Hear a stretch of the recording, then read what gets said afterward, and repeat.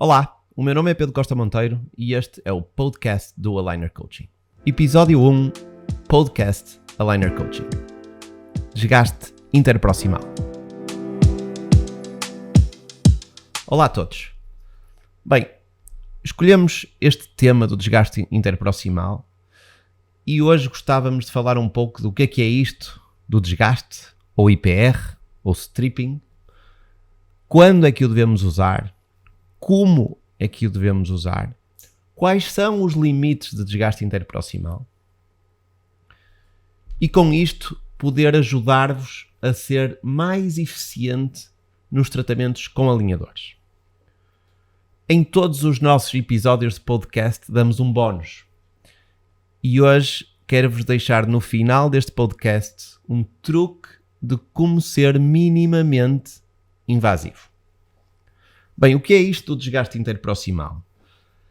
Ele tem como finalidade criar espaço esse necessário para o alinhamento e nivelamento dos dentes e das arcadas dentárias.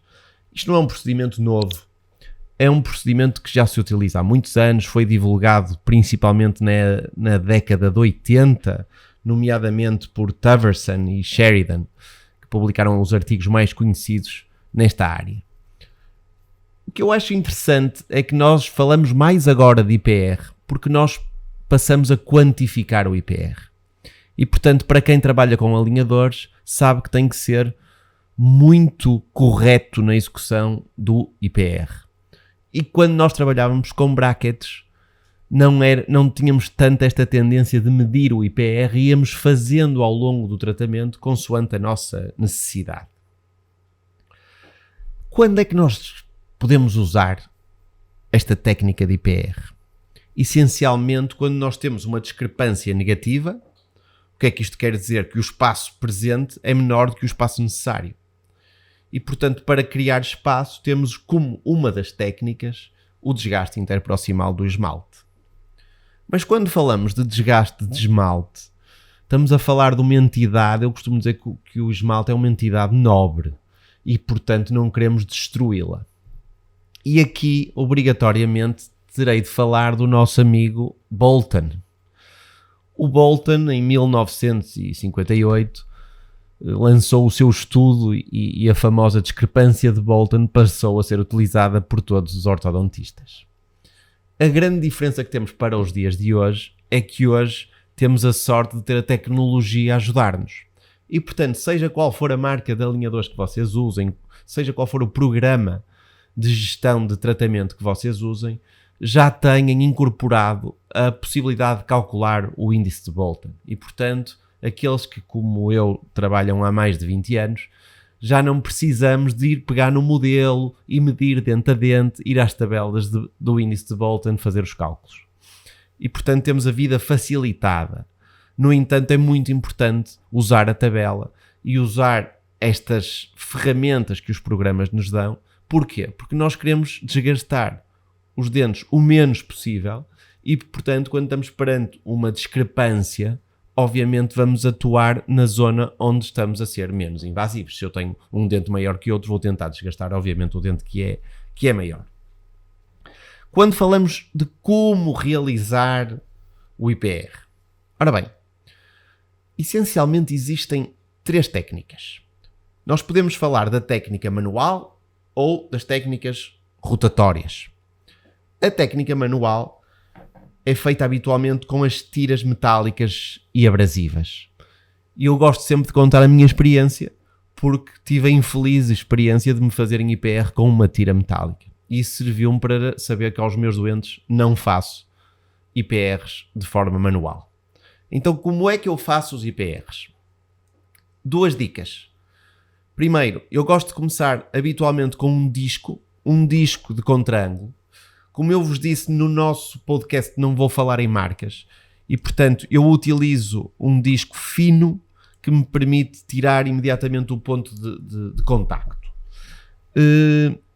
Já agora, lembrar-vos que o nosso podcast é também um videocast e, portanto, vocês podem espreitar o meu canal do YouTube e, se o estiverem a ver, vão perceber qual é o disco que eu utilizo.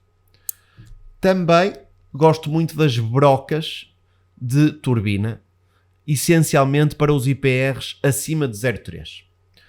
Portanto, deixar-vos já mais uma dica. Quando vocês tiverem um IPR de 0,4 ou 0,5, entrem diretamente com broca e não com disco. E um outro aspecto fundamental e que acho que vos pode ajudar muito. Já ouviram falar de round tripping?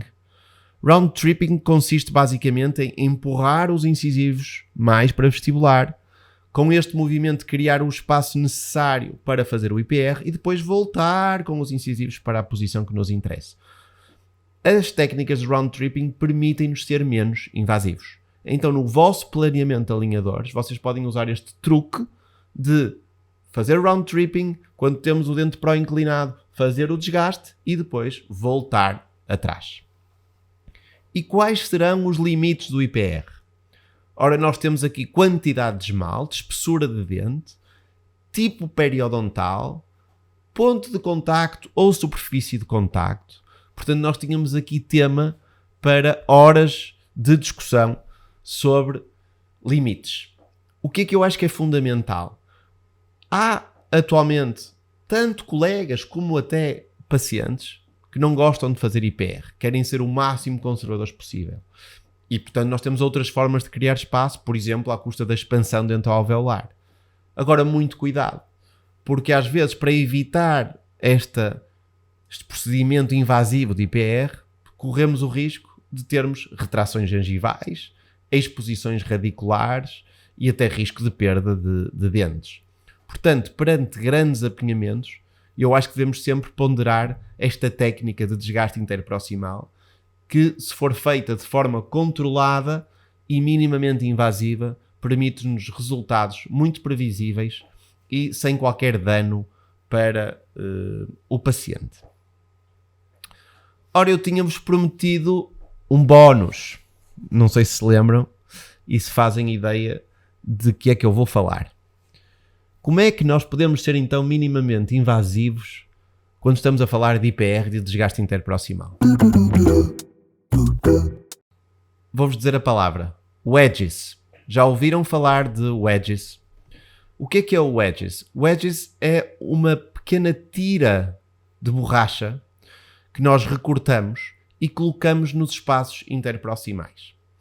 Então, quando nós estamos na nossa consulta de IPR, a primeira coisa que eu faço é recortar estes wedges, colocar nos espaços interproximais onde vou atuar e aguardar um pouco. Aguardem 1 a 2 minutos. E o que vai acontecer é que vai haver um ligeiro afastamento das superfícies interproximais. Há até às vezes um bocadinho de espessamento ali do ligamento periodontal pela pressão. E vocês vão conseguir fazer um IPR altamente previsível, eficaz e pouco invasivo. E, portanto, desta forma, vocês conseguem um resultado muito previsível e não vão ter problemas de sensibilidade dentária. Como prometido, vamos às questões. Durante estes últimos 15 dias, após eu anunciar o nosso podcast, recebi várias perguntas de colegas. Eu escolhi aqui 2 que achei muito interessantes e que vou tentar responder. Bem, uma delas foi: Pedro, tu utilizas discos de desgaste interproximal de corte bilateral ou unilateral?